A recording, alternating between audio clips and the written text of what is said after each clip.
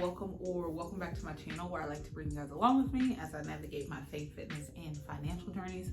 So in today's video, I'm actually going to be talking about my debt-free journey. So about 5 years ago, I said that I was starting my debt-free journey, and I had this great plan, and I have made progress initially on the debt that I had then, but since then I have recently made a car purchase, so that's been added to my overall debt.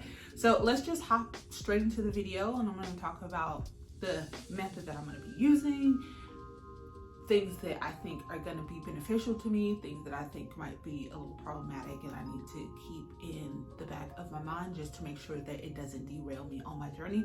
So if that sounds interesting to you, be sure to stick around and check out the rest of the video. When it comes to debt, I have $85,951.93 worth of debt. And when I recently got this car of mine, I was just like, I thought it was a great price for the vehicle, so that I'm not like, oh my gosh. And then I looked up and I was like, wow, you got almost 100K in debt, and sweetheart, this is not including your home. I feel like I'm under an intense amount of stress. I do think that it adds a little bit of stress of when are you going to get serious and pay off this debt? You are more than capable of paying that off in a short amount of time. So why am I kind of lollygagging and just taking forever to do the things that I need to do? So it's like, sweetheart, you really need to focus and lock in to get rid of this debt. And to some people, it's not an issue about how much debt they have. They feel that people will always have debt. For me personally, that's not something that I'm just like, oh, okay, just go around just like always in debt. So the debt itself consists of, I do owe the IRS that just posted, so that is fairly new, like 2 days new. And then I have 1 credit card, 2 student loans, and a car loan. So out of those 4 things. So I decided for Q3, I'm actually going to be doing these snapshots. So I'll post that on the screen up here about what each month is going to look like.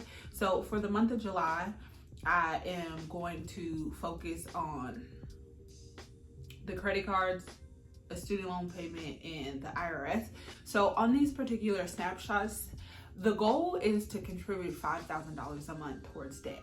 So it's not necessarily additional money, because I already had the smaller credit cards. So I have 3 credit cards that I use, but not consistently. Like a few smaller bills are attached to 2 of my smaller credit cards. And then my student loan payment, that is included in there. Even though that's considered part of my bills as far as like the credit card payments and student loan payments, I'm still including those monthly amounts in my overall $5,000 goal for the month. So as you can see on the screen here, I had to pay 1 credit card bill of $45. I had to pay another one of $282.92. I have my monthly student loan payment, which is $296.02. The IRS there at the bottom, I owe them basically $3,000. And then the difference from all of that, I'm going to contribute to my Wells Fargo credit card. After this month, next month, I will just have the Wells Fargo student loan, car loans. And then of course, as I said, the little smaller credit cards where certain bills are attached to those. So one of the things that I did want to mention, right now I don't have my car note on here because I don't have a car payment yet. My first payment will actually be in August. So once that is on there, you will see that monthly payment included in the $5,000 total. And then everything else after I subtract my student loan payment, my car loan payment, and the smaller credit cards, whatever the difference is from that, from $5,000, then the remaining will go to my credit card, and then whatever is left over after that, I will start making my student loan payments. But the main focal point for July is just to pay off the IRS. So I owed them last year, I owe them this year. I just don't understand how I pay taxes all year and then still owe them, but that's another story for another day. So as far as a debt-free date, I am shooting for January 1st of 2027. I did put a buffer in there of about $4,000 of just maybe like there's maybe some interest that comes along, and you know that there's always going to be some type of setbacks within that situation. So I bank this off of contributing $5,000 a month for the next 18 months. That would put me at the $90,000 mark, and the $4,000 is extra. For quarter 3, I do know that I'm good on July, I'm good on August. September, I go on vacation, so that for like mid-September to early October, I have a month vacation, and I'm just like, that part will probably be a bit of a stretch coming up with the $5,000 for there. And then I know since I'm already gone in October, November, they'll have some overtime. December, I do a sale back check, and I usually get paid 3 times within that month. So I probably bring in realistically somewhere between $15,000 and $18,000 within that month. So I know that that $5,000 will help me out in the areas that I need help in. Additional money that I have outside of the $5,000, I kind of am just putting it towards my emergency fund. I do still contribute to my emergency fund, and I do still contribute to my deferred comp.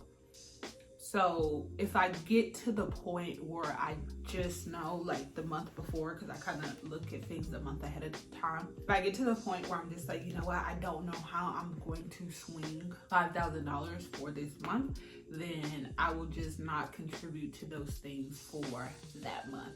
The rest of the year, I shouldn't have any type of issue with that, but just coming up with different types of game plans to get to the desired goal of mine. So I know that that would at least account for $3,000 between the two, between what I contribute to my emergency fund each month and then what I contribute to deferred comp. On the surface level, being the deferred comp is pre-tax, obviously a chunk of that will come, but I'm just saying I would have access to at least $3,000 between those two. Now, when it comes to my emergency fund, I do frequently pull from my emergency fund to fund other things in regards to debt that I think is important. So it's not a main source of things, but it's kind of like a secondary backup plan.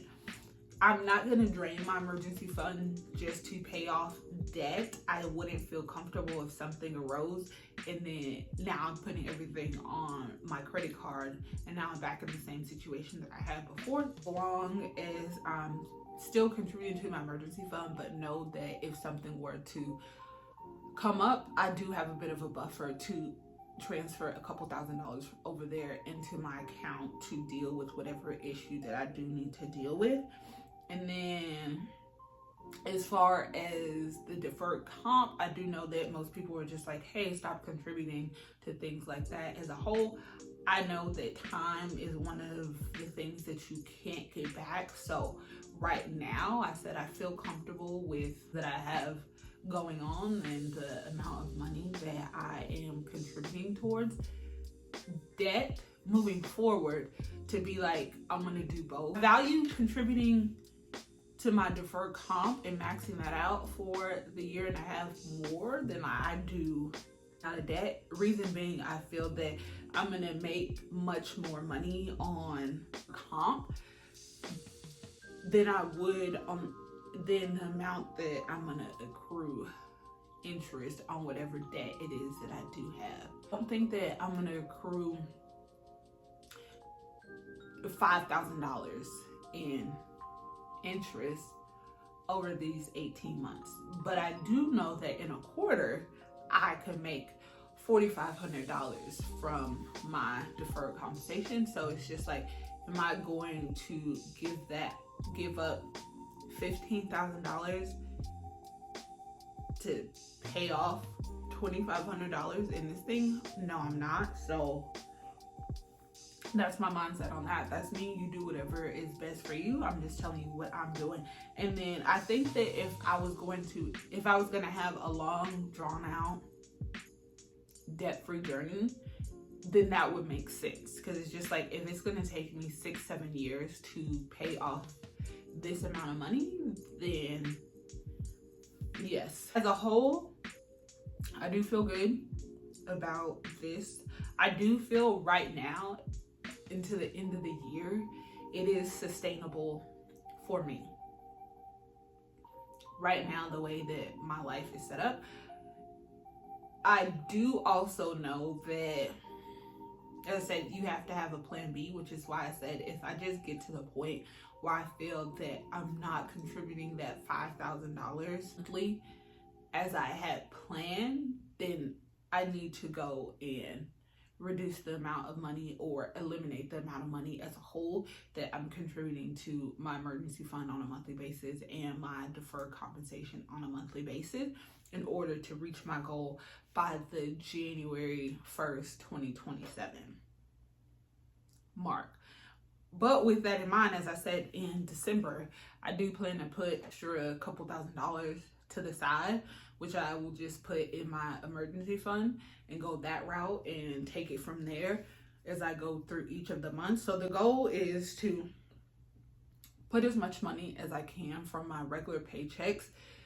Occasionally I have overtime included in those paychecks.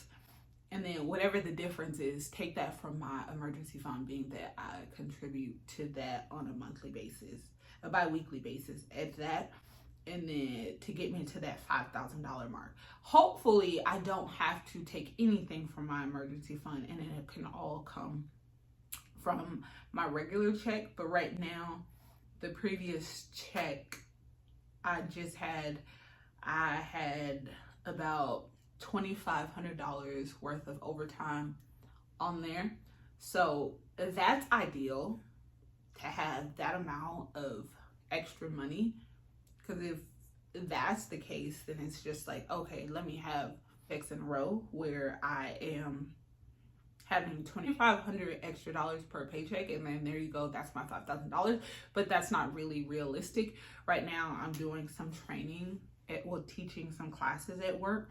So that is kind of the buffer. I also had a uniform allowance, and then there was a holiday included on there that I decided to take pay for instead of putting it towards time. So that's how I got the $2,500 extra dollars for that check. Other things to talk about: what approach am I taking? So when it comes to paying down debt, there are 3 things that I'm going to mention. So the first 2 people talk about quite frequently, which is that snowball, where you just start with the lowest amount of debt owed and then you go in order from there. That is the approach that I've kind of always taken. It's just supposed to help with the momentum, and it's also supposed to help you feel like you're actually accomplishing things. On the flip side, there's the debt avalanche method, where you start with your highest debt or the one that has the most amount of interest. It depends on the person. The third one that I recently heard, and I think it was from Kate Northrup, where she talks about start with the one that has the biggest emotional impact on you. So if you have a credit card debt, a car loan, and student loans, but your car loan is in the middle, however, it's just causing a lot of anxiety and stress for you, then start with that first, because once that's done, you're going to feel better about your journey. That was the third approach, which I thought was definitely important approach, just because money is so emotional and the different mindsets that people have regarding money. So if you guys are new to like budgeting and dealing with finances, 2 books that I do suggest is one, The Psychology of Money, and then the other one is the 5 money personalities, I believe. I will put a picture of both of those on the screen. In the comments below, let me know if you guys are on a debt-free journey and what that looks like for you. But as usual, take time to enjoy your own journey, and I will catch you guys in the comments into the next video. Bye.